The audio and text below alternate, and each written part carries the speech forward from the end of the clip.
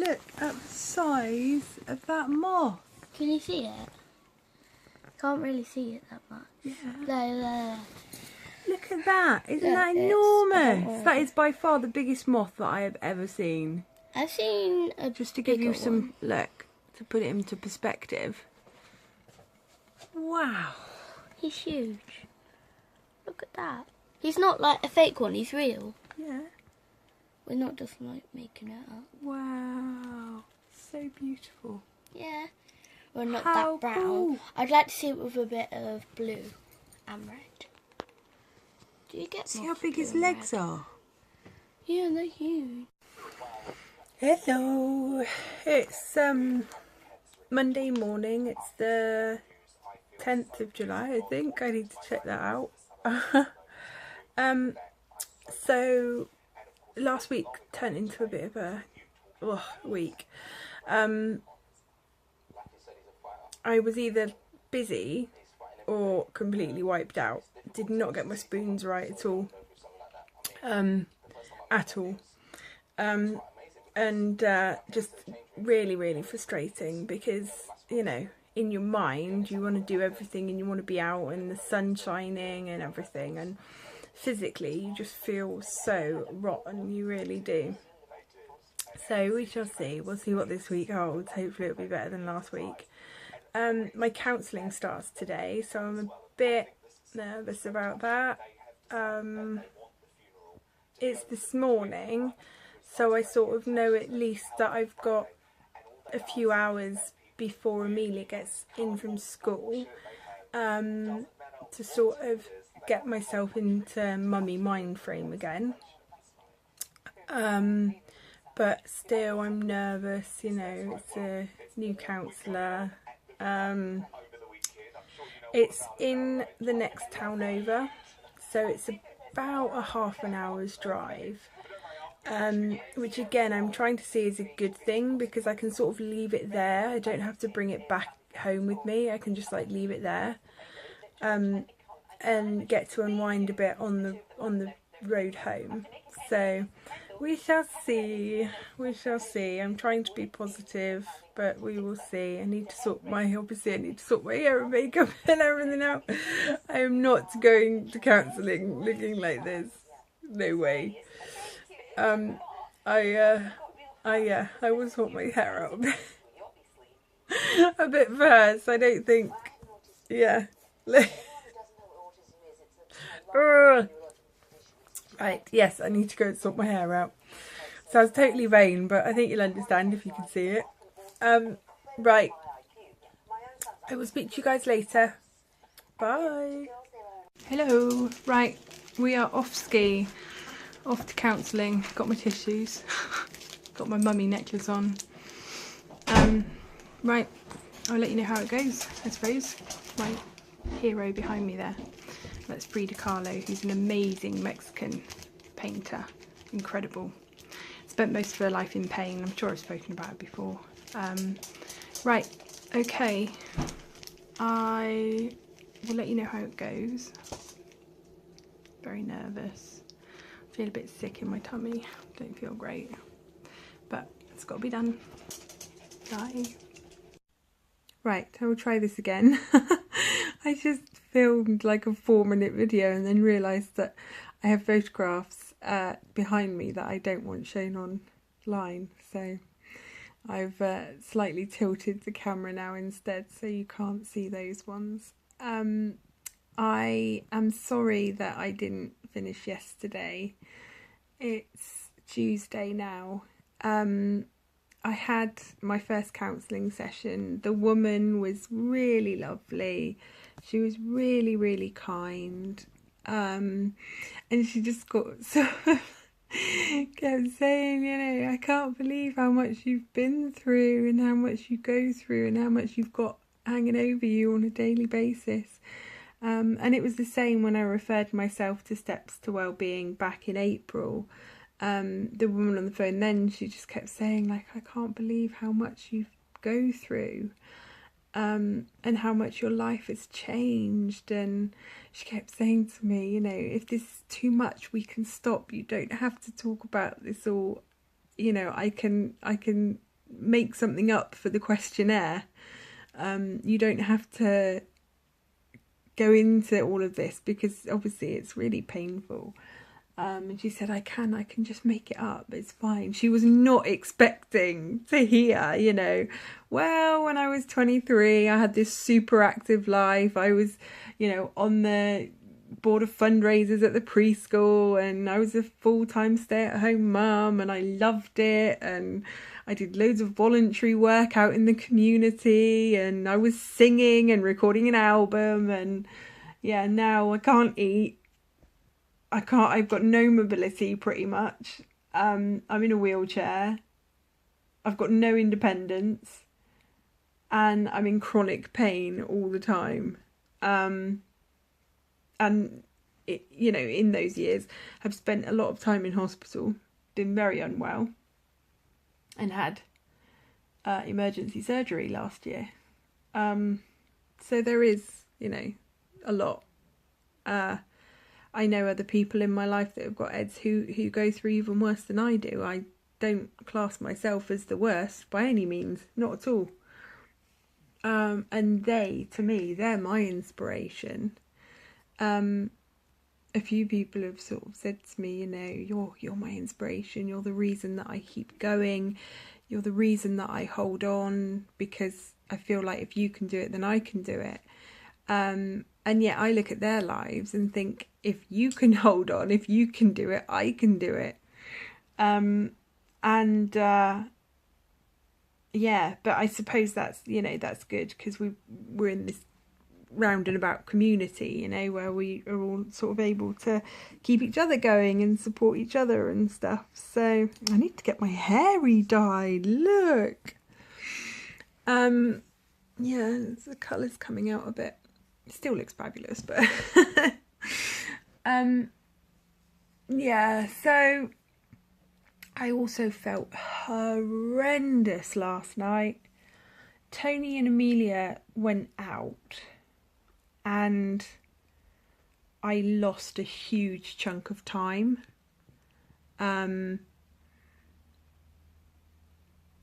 So I think I had a fit, but I don't know, because I don't know what happened. And it's bloody typical because, sorry, excuse my language, I haven't had a fit for 10 weeks. I went to see my neurologist and said, I haven't had a fit for 10 weeks.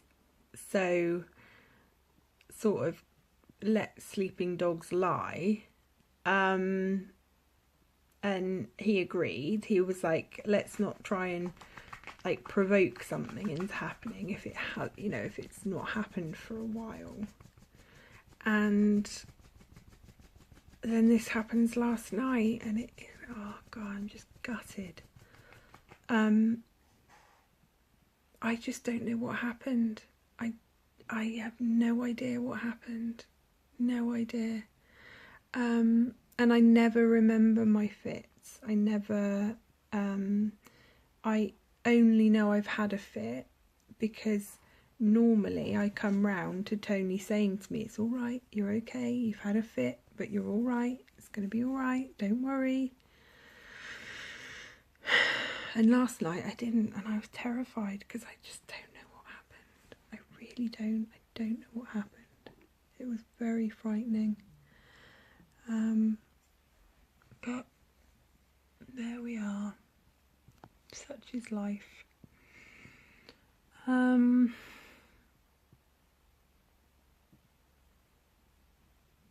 I sat and did some writing yesterday, and I really enjoyed that very much. I am working on a series of children's books that I hope to develop and get published. And I'm really, really pleased with them. I really am. There's a consistent character through the series of books. They're aimed at sort of preschool, early primary school aged children. I'm not going to tell you what they're about because I've not got them all copy written yet. I have some, but not all of them. So I'm not going to say what they're about just yet. But yeah, I'm going to be giving copies of those to my friends at a sort of creative support group that I go to, that I've spoken about in other posts. So that was lovely. That was really nice. I would absolutely love to publish a book of poetry. I've got poems from years gone by. I've got poems that I still write now, and I'd love to do that in one way or another. So I'm trying to concentrate on the creative in my life at the moment. That in the past has been something that has really helped me when I've been struggling emotionally, when I'm sort of just feeling really overwhelmed by everything, especially because don't get me wrong, I love the hot weather, absolutely love it, but my esophagus cramps are absolutely horrendous at the minute. Not to mention how bad my stomach is at the moment, and the hot weather, I am so dehydrated because I just cannot drink enough and keep enough down. It comes up with such force, it literally comes out of my nose. It doesn't matter if I just drink little bits, it comes up. If I try and drink a lot, it comes up. And I don't know what the long-term solution is here. I am just so fed up of it. I honestly think if someone said to me tomorrow, we've found this way now that you can have a permanent nose feed, I think I would, because as horrible as that is, I felt well on it because I was getting regular, proper nutrition, so I felt well, and was getting calories and stuff. So, but it's not possible long term. Oh, I don't know, people. I don't know. But we carry on. We keep going. We carry on. We keep trying to raise awareness. So for the next generation, hopefully it won't be quite as hard as it is for this one. I don't bloody know, honestly. But trying to concentrate on the creative, trying to be positive. We've got school holidays coming up. We're going away for 4 nights, which is wonderful and has been something that, he's wanted to take Amelia to Butlins ever since she was a preschooler and one of her friends went, and since then she's been obsessed with going to Butlins. So we're going to Butlins for 4 nights.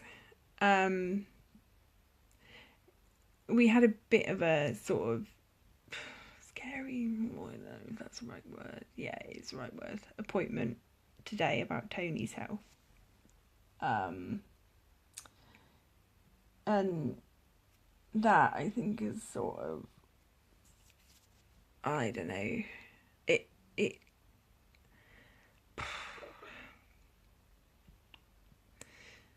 it's really hard when you're a carer to find time to care for yourself. And I'm going to look into getting more support for him so that, he perhaps could go for a swim a couple of times a week or something. The doctor recommended a few various diet books to us, and I went online as soon as we got home and bought those. Tony and I could not be further apart when it comes to eating. I am on the like vegan side where I was before. Obviously all my eating trouble started. Super healthy, mostly raw food diet, and think that you know that really what you put inside your body can have huge ramifications or benefits for what comes out of it. And when I was on the vegan raw food diet, my fatigue disappeared, my pain went down, and not only did my fatigue disappear, I had buckets of energy. Tony likes fat and sugar. If Tony could eat fat and sugar and never have to eat another vegetable in his life, he'd be very happy about that. But, you know, in all seriousness, they have said that if he doesn't change, he could have a heart attack in a couple of weeks. And that's scary. That is terrifying. I can't imagine. Cannot imagine. That would be awful. Right. On that note, I need to go because I've been rambling on for 12 minutes now, and plus the other ones cut in. It's probably going to be too big to upload, but there we are. I will speak to you later on. Lots of love. Mwah. Bye.